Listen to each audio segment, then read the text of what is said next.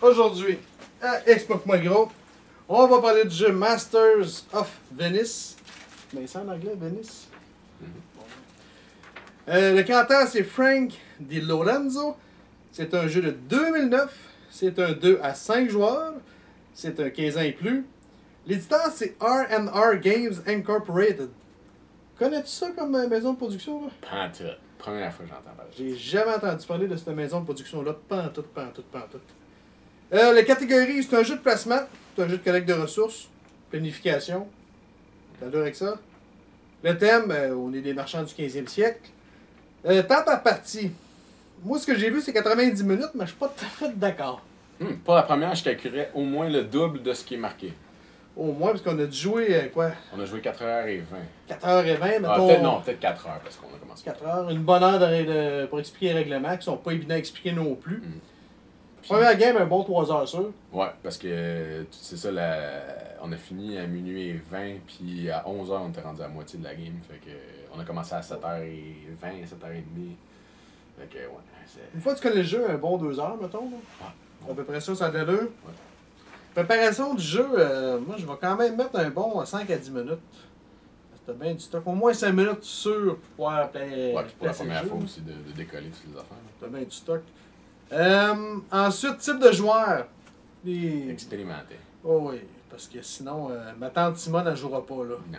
Même les blondes qui sont habituées à jouer à des jeux, là, pas pour eux autres. Non. Cancelle le projet tout de suite. Là. Si vous êtes habitué, comme je disais l'autre fois, à jouer à Clou, là, pas tout de suite, lui. On va entendre un petit peu.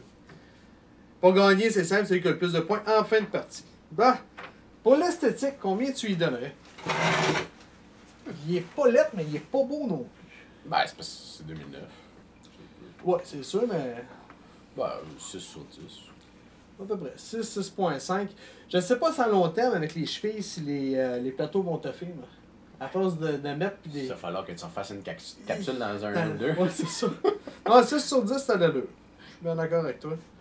La chance. Il n'y a pas tant de chance que Pas ça. beaucoup de chance. Tu sais, c'est... À part de quand tu piges les petits cubes, là. Ouais, mais c'est la même chance pour tout le monde. Fait qu'à Ouais. part de ça, là... T'as une chance sur 6. Ouais. Moi, je donnerais peut-être un 2 sur 10 de chance. Ouais. En forçant, là. Ouais, en forçant. Parce Pas que beaucoup la de chance, il n'y en a pratiquement pas. Stratégie, on en donne un petit peu. Au moins un 8 ou un 9. Un 8 certain. Écoute, on va-tu par 8.5? Ouais. La stratégie, prépare tes affaires parce que tu peux te faire avoir solide. Tu prépares tes coups quand même assez longtemps à l'avance. Ouais. Au moins 3-4 tours d'avance. Parce que sinon, tu vas te faire avoir. Compréhension des règles. Les règles sont bien écrites. Sont quand même pas pires. Sont dures à expliquer. Ouais. C'est pénible d'expliquer le jeu. Là. Dans notre première heure de jeu, ça nous a pris beaucoup de temps parce qu'à chaque fois, il fallait aller relire les règles parce qu'on les a oubliées ou on n'était pas sûr.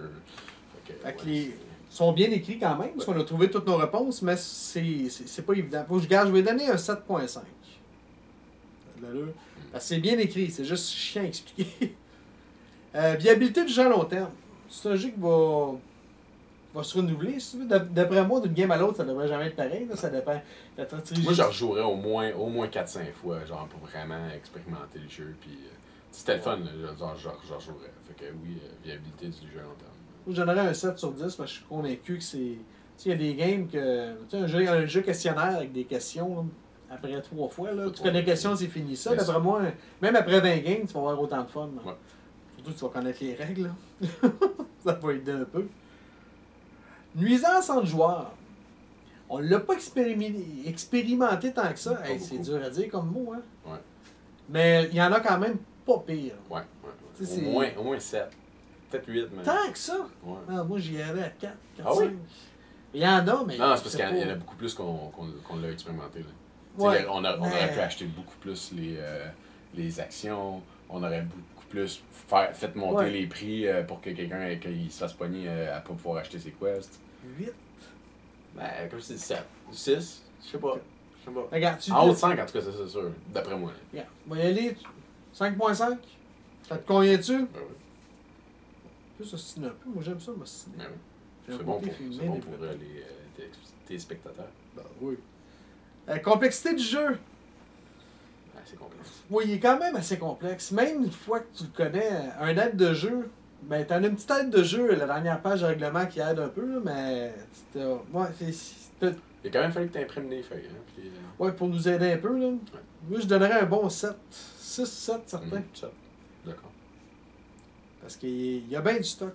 C'est pas que c'est nécessairement super compliqué, mais il y a tellement de stock que tu peux pas te rappeler de tout. Donc, tu n'as pas le choix d'avoir le nez dans les règles souvent. Pour ce qui est de l'importance du texte, autre que pour les personnages, tu n'as pas vraiment de texte dans le jeu. Non. Fait que je donnerais peut-être un 2 sur 10 parce que les personnages au pire, tu les imprimes comme j'ai fait, tu es correct. Ouais. Fait qu'un 2 sur 10, ça a du bon sens. Ton appréciation générale du jeu, combien tu lui donnerais sur 10? Ta cote là, personnelle. 7. 7? Ouais, ben aimé. Ouais.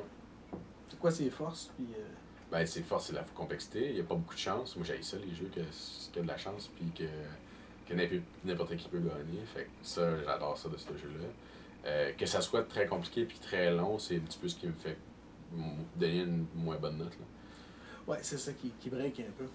Moi, je suis d'accord. Le jeu, moi, je vais donner un 6.5. Non, mais un 7. Un 7. Je pense qu'il mérite un 7.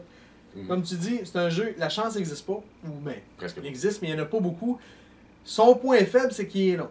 Mais encore là, peut-être après 5-6 games, d'après moi, une fois que tu maîtrises bien les règles, ça devait bien rouler. Là. Ouais. Pour une première game, c'est pénible un peu. Là. La première heure est raide en crise. Là.